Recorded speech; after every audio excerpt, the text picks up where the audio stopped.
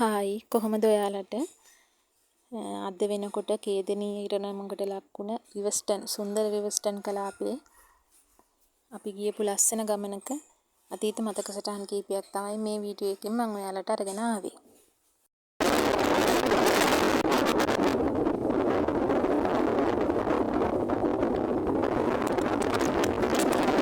රිවස්ටන් කියන්නේ නක්ලස් කඳු පන්තියට අයිති ඉතා සුන්දර කඳු මුදුනක් සහිත පාරිසරික කලාපයක්.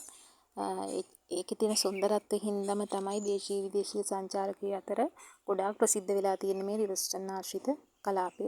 ඒ වගේම තමයි මේක පිහිටලා තියෙන මධ්‍යම පළාතේ මාතලේ දිස්ත්‍රික්කයේ. අපි උස ගන්නවා නම් මුහුදු මට්ටමේ ඉඳන් මීටර 1265ක්, ඒ කියන්නේ අඩි 4150ක් වගේ උසකින් තමයි මේ රිවස්ටන් කඳු මුදුන පිහිටලා තියෙන්නේ.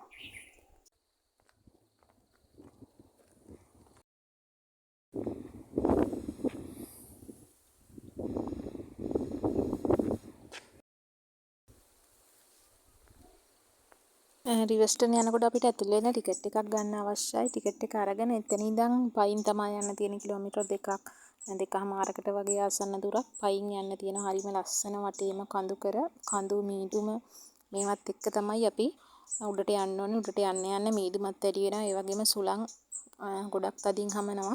ඉතින් මේත් එක්ක මාර්ම ලස්සන සුන්දර පරිසරයක් තමයි මේ රිවස්ටන් කලාපය ආශ්‍රිතව තියෙන්නේ.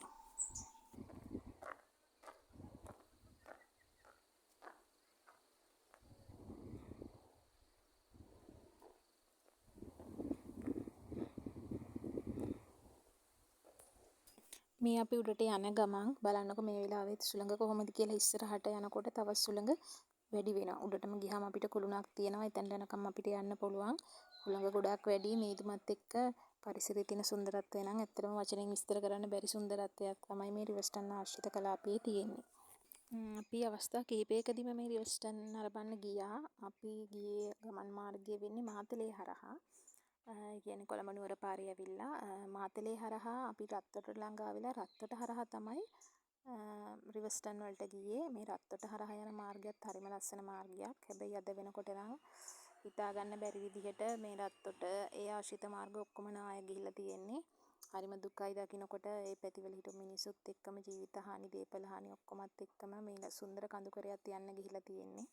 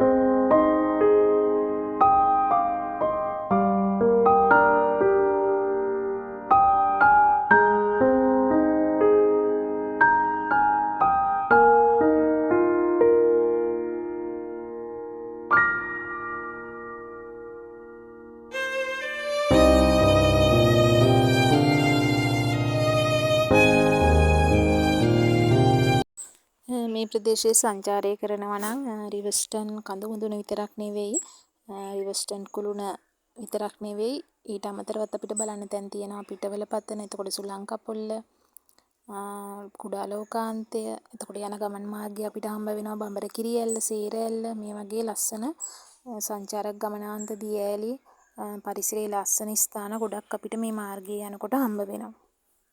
ඒ වගේම තමයි මේ රිවර්ස්ටන් ආශ්‍රිත කලාපයේ ගම්මාන කිහිපයක්ම තියෙනවා. රත්තර ගම්මානය, ඇටන්වල ගම්මානය, පිටවල ගම්මානය මේ වගේ සුන්දර පාරිසරික කලාප අසල පිහිටලා තියෙන සුන්දර ග්‍රාමීය ජනාවාස කිහිපයක්ම මේ ආශ්‍රිතව තියෙනවා. ඉතින් ගොඩක් දුරට සාම්ප්‍රදායික ගොවිතැන් ක්‍රම මේවා තමයි මේ ගම්මාන ආශ්‍රිතව සිද්ධ වෙන්නේ.